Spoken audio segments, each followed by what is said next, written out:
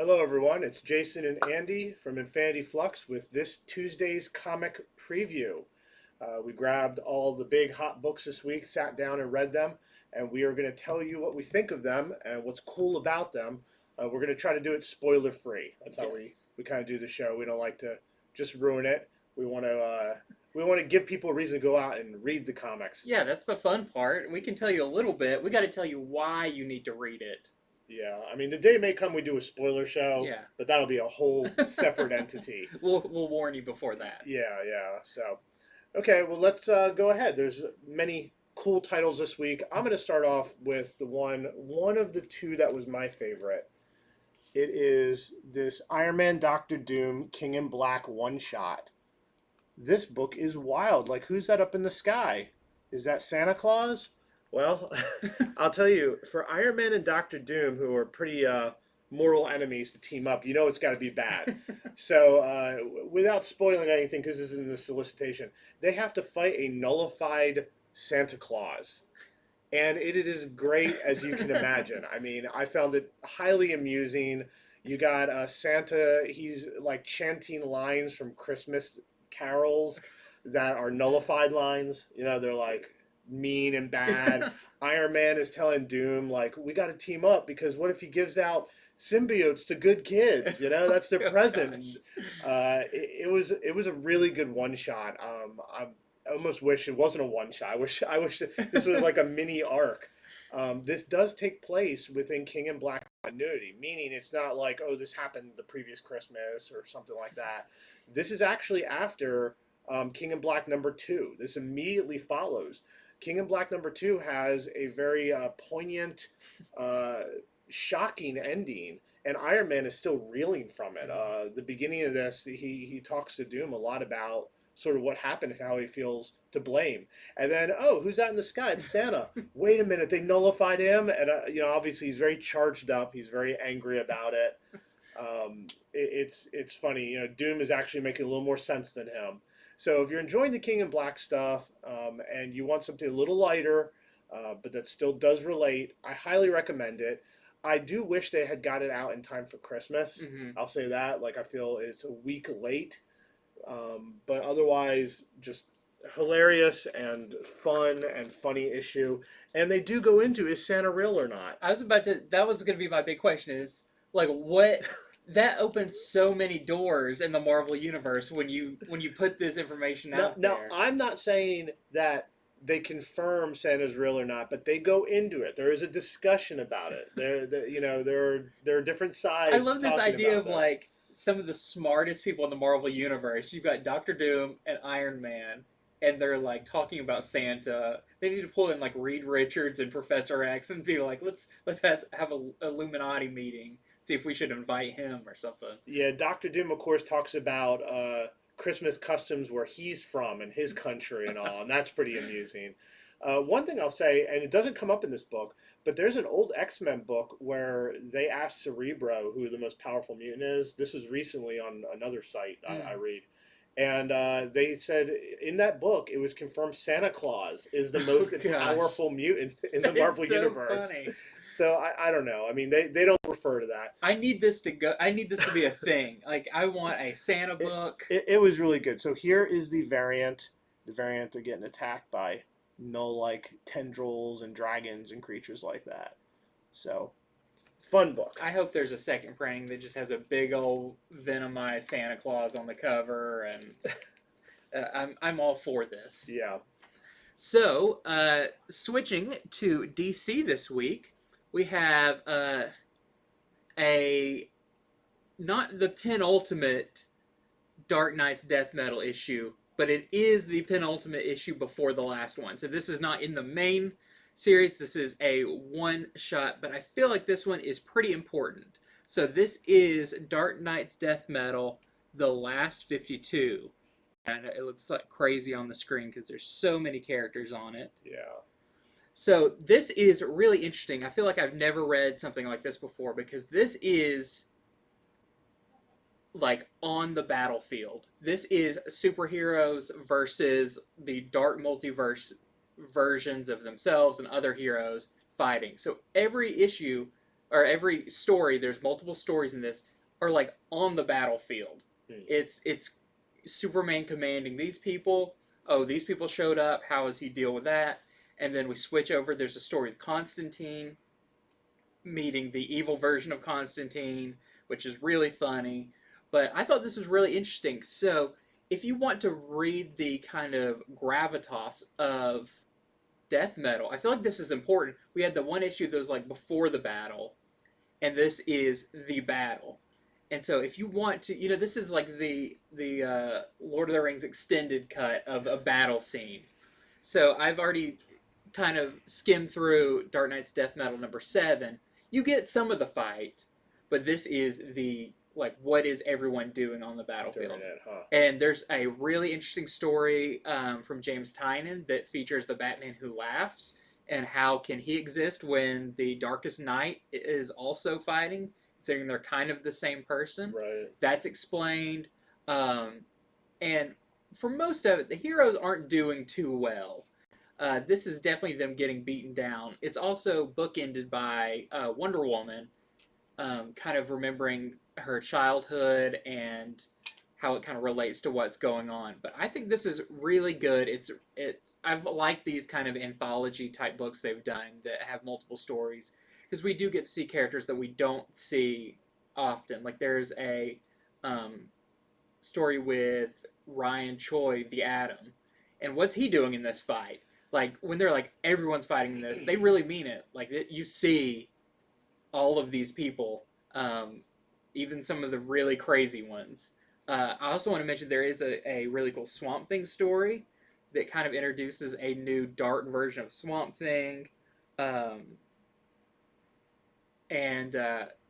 the Constantine story. The art's done by Rob Gilroy, who was the artist on Chew. So it's pretty crazy. Really funny. There's just one panel of Flash running by on fire, screaming, and it's just everything's going bad. But this is a bigger book. This is $8.99. It actually has a spine to it because it's a little bit bigger, and this leads directly into Death Metal #7, which comes out next week. Cool. Yeah, really good. No variants for it. I like, it's like what you were saying when they pull in so many people into a big event. You have all these heroes, all these villains. You can't just end it with one book because the one book's gonna have to do with what are the ramifications, what's going on with the people at the top. This one's like, well, what's everybody else doing? I'll even say there is a story about the Penguin. What's Penguin doing in this fight? What happens when he looks out there and he sees a bunch of really weird versions of himself, like a super skinny penguin and one that's a giant green blob? Like this explores all of the super weirdness going on. I hope he sees one that is just Danny DeVito as him. I looked for that. I was like, there has to be one here that has like 3 weird flipper fingers and everything. But Penguin does get to his ultimate form, which is just as weird as it sounds, and it's a very odd story, but really cool. So you'll definitely want to check this one out for a bunch of really fun short reads. I've got some metal to go over too, but before I get to that, because mine's sort of old school, we're going to flip back over to Marvel, and I saw somebody was asking about Jinny Hex, which you'll be talking about pretty soon. So out this week is Ghost Rider Return of Vengeance. So who is Vengeance? Vengeance is Michael Battolino. And that sounds like somebody took an Italian name for bad. They're like, oh, that's some fake Italian. Battolino. He's a bad guy. But Michael Battolino is one of the Ghost Riders. He is sort of linked with Dan Ketch and Johnny Blaze. But when he becomes Vengeance, he's sort of a Ghost Rider without a code of ethics. Other than he does go after bad guys. Yeah. He's like anti-hero or something, or anti-hero. Doesn't that just make you a hero? Yeah. So pretty much this starts with a retelling of who he is. He is in hell. That's where he was left way back. I don't even know what story left him there. And there's a demon who's basically torturing him, and the demon kind of gives you the rundown on here's who this guy is, and here's why he's here and all. This guy is somebody not to be messed with, because from there, Basically, it's a book. The book is all about, it's a one shot. It's all about vengeance, or rather, Michael Battolino breaking out of hell. He is a tough individual, and the demons think, "Oh, we're just going to beat you down." He's on the lowest level, by the way. They keep sending him to Oh, lower level, so it's like you're in the worst part of hell now. Well, with just a little bit of help, a little bit of surprise help, he tries to fight his way out of hell. So if that's a sort of story that appeals to you, that is exactly what this is. There's not like 2 pages of that. yeah. It is him fighting his way out of hell with an unlikely sort of helper. Does he have a motorcycle? He does. He has a motorcycle. That definitely comes up in this. I won't spoil the ending, but let's just say it seems like Marvel Universe is trying to bring him back. It seems like maybe there's more to tell with this person. So that's basically the story. I going love on Ghost there. Rider stuff anyways. It's always fun and crazy and over the top. So we have 2 variants on this. The first is the Philip Tan variant. These are just cover price. And then we also have the Ryan Stegman variant. It's really cool. Whoops, let me try to get it without some glare there. You can see the little Stegosaurus in the bottom. The greatest signature in comics. Yeah. Well, since someone brought it up, I will go over Jinny Hex. So this is a one-shot following the character that first made her appearance in Young Justice. Well, Young Justice, and she was in those Walmart. Yeah, it was like a Batman Giant #4 Yeah. Walmart exclusive. Yeah, so she is the, I don't know how many greats, an ancestor of Jonah Hex, the famous outlaw slash kind of good guy anti-hero from the Old West in the DC universe. And what we've seen of her before this was she was always on a team with Young Justice. This really spotlights her family and her family in the sense of she has none, but maybe she's going to regain that. We know her mother has died, and her family is really important to her because she's a Hex, and Hex have a long line of being these desperado type characters. Even shows like maybe there was a Hex in World War II, maybe one was in a biker gang. Like they've always kind of played this part. Well, without like spoiling the whole thing, because this happens right at the beginning, a guy shows up in a garage while she's working on a car and says, "I'm your dad." Mm. And this is a big deal because she doesn't have a family. So this goes into a series of events that do include even kind of going to the Old West in some weird parallel version. It deals a lot with her chest that she keeps in her truck that is kind of gifted down through the family from Jonah Hex and all the weird stuff he acquired when he was alive, and sometimes with time traveling Justice League members. So there's this chest that's got a bunch of weird artifacts in it. Some people really want it. And that's explored quite a bit, which is really interesting. Anytime they bring that up, it's cool because the stuff in it is one of those like, ooh, what's that? Oh, that's that thing. Oh, that looks like a Green Lantern something. Okay. So that's really cool. But I will say that you do see Jonah Hex in this. Okay. So they definitely, they want you to know this is part of that lineage. I won't say if it's in modern or in the past or anything, but you do see Jonah Hex. Is her gun special, or is it just a gun? So she uses a gun in this that is from the old war trunk or chest, and it kind of looks like it may be from like Ran, like Adam Strange. It's kind of like a ray gun. Okay. Pretty interesting stuff. There's a new villain that is very much in her genre, a very Western villain. Really cool. But this is a one-shot. It is a complete story from, beginning to end. It does, you've gotten probably more history in this one issue than you have in any of the stuff so far with her.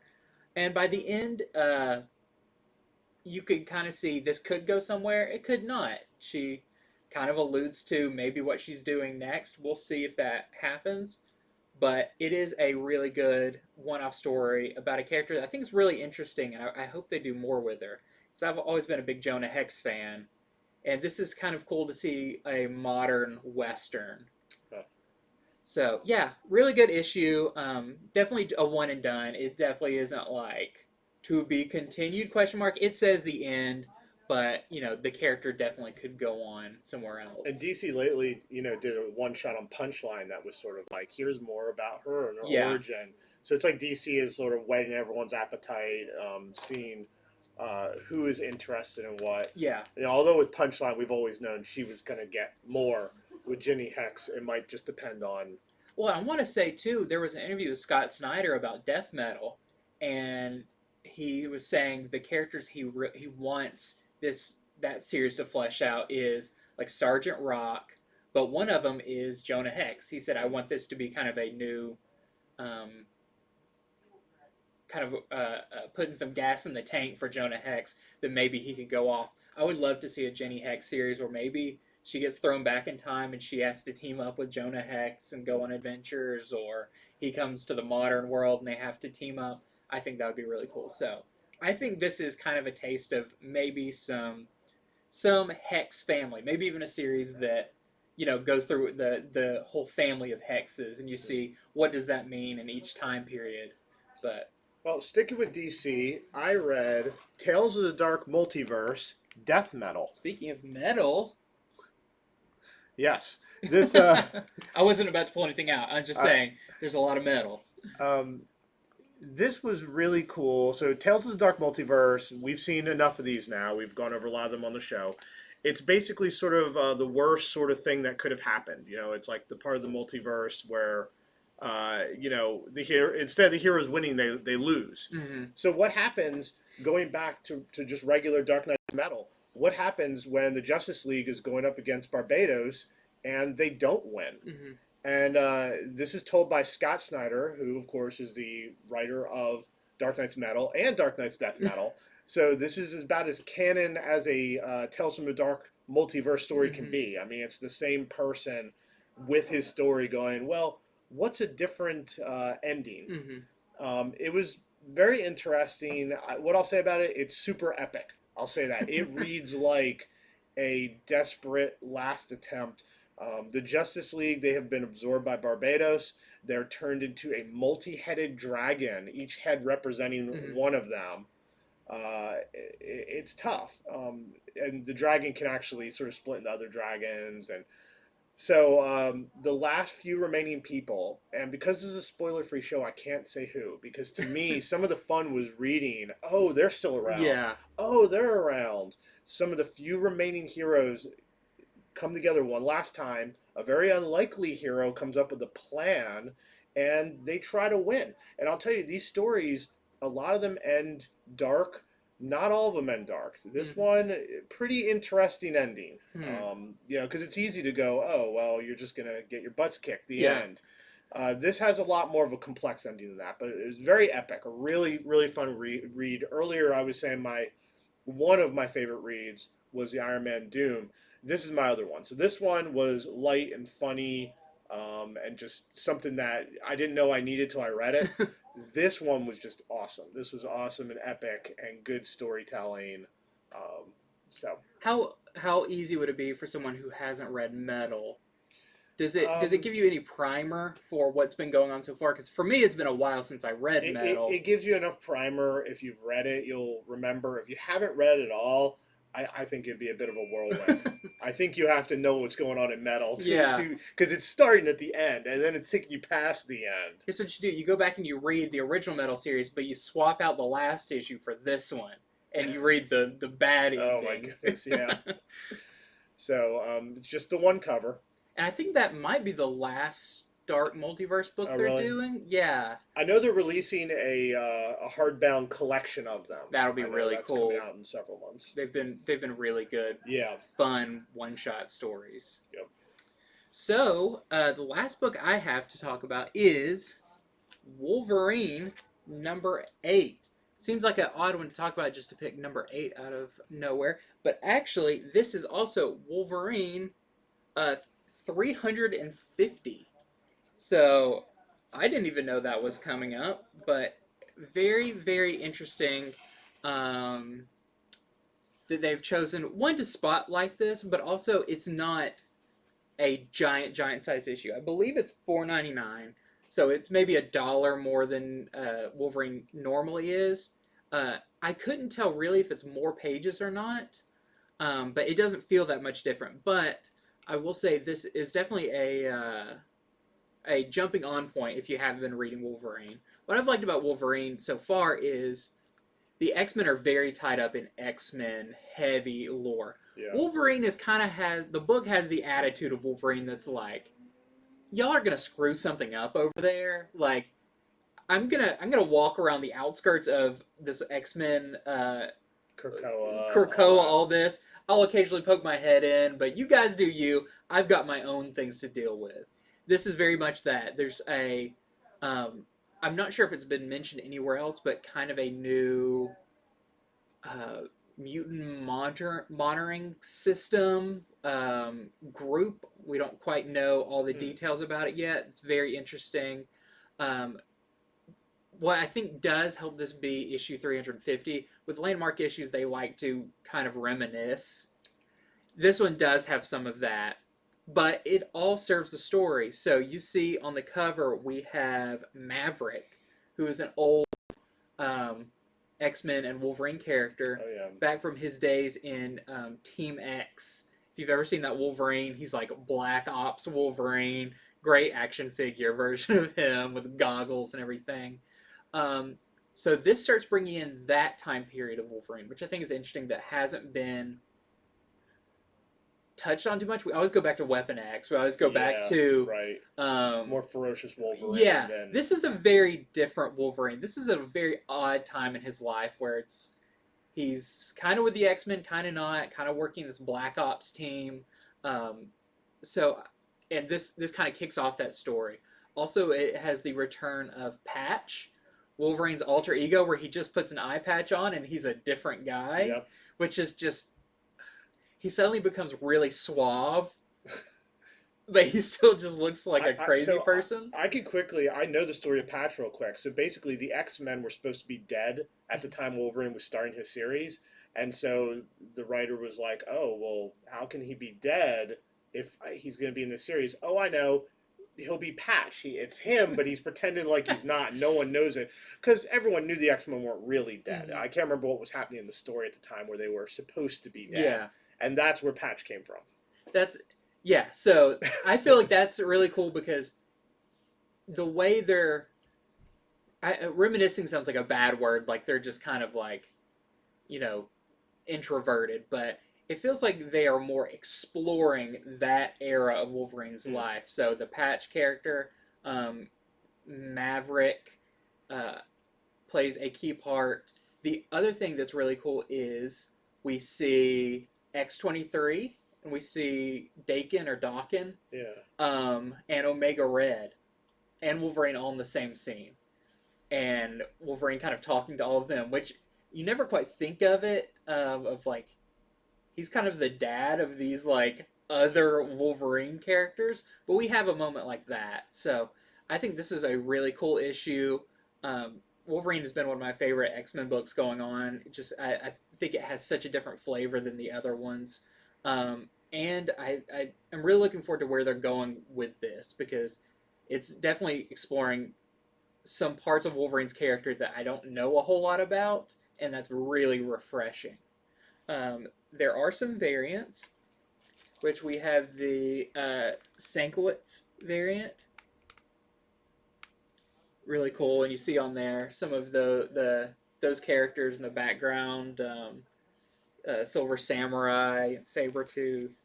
And then we have the 1 in 25 variant, which is really, really cool. It's the David Finch variant with Wolverine, Maverick, and Sabretooth. And that one is only $15. It's a great price for a 1 in 25. So I've just got a few other books I'm going to mention. Also out this week is King in Black, Namor #2. So Namor has this little mini-series going on. It's set in the past. It claims to be a King in Black tie-in. I did read it. The first one I read, and if you watched my show a few weeks ago, I said, well, I don't really see how it ties in, but they claim it's going to. Well, I read this one. It's still, out of all the tie-ins, this is very loosely tied in that I can see. I think there's 2 more coming, though. So there's basically, it all boils down to, there's a group called the Black Tide, and it's sort of these evil underwater dwellers, and they seem like maybe they have something to do with Null, but I will tell you that is yet to be seen. So just wanted everyone to know that that is out. On top of that, we have the nullified variants this week, beginning with Shang-Chi. That's a character I just never would have thought of as nullified. And then we've already talked about Return of Vengeance, but here's Return of Vengeance, the nullified cover. He just gets more death metal looking, just more spikes, and he gets the cool spiral tat right on the skull. And then here is Wolverine's nullified variant. I like that one a whole lot. Cool. And lastly, we have an X-Men nullified variant. Nullified Storm. Yep. Beyond that, I have a few incentives for Avengers I wanted to show off. So Marvel's been doing the Stormbreakers covers. This is Avengers #40, the Stormbreaker cover. We have one for $25. It showcases just sort of newer artists. That's what it does. Also with Avengers #40, there is this cool design variant that we're selling for just $10. It shows several different characters if they were the Phoenix, Captain America, Namor, and Wolverine. I think the yellow works maybe best with Captain America. And lastly, we have the 1 in 25 Clark variant for $15. Right now in Avengers, the Phoenix Force is kind of going from character to character, deciding who is best to stay with. It does not get resolved yet, but it's still a pretty cool plot line.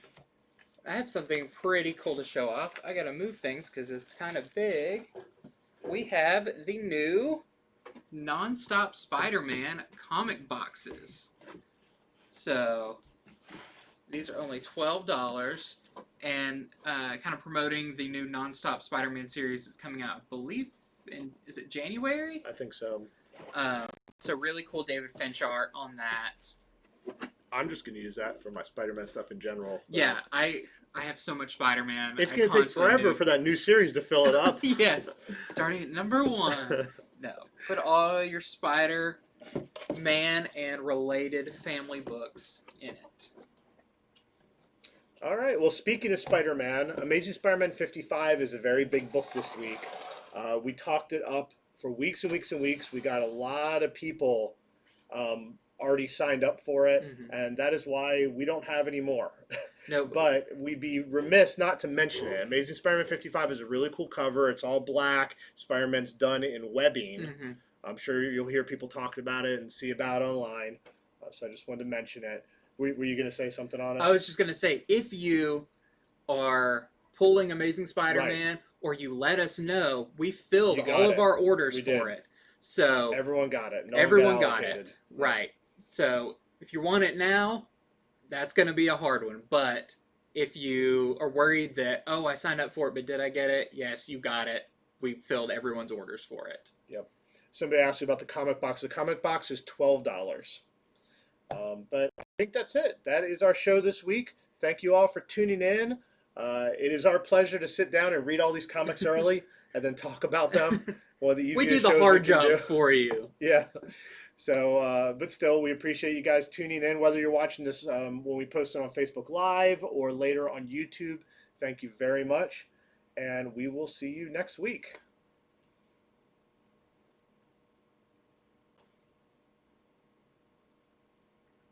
Okay. Did you remember to record it? I did. Okay, good.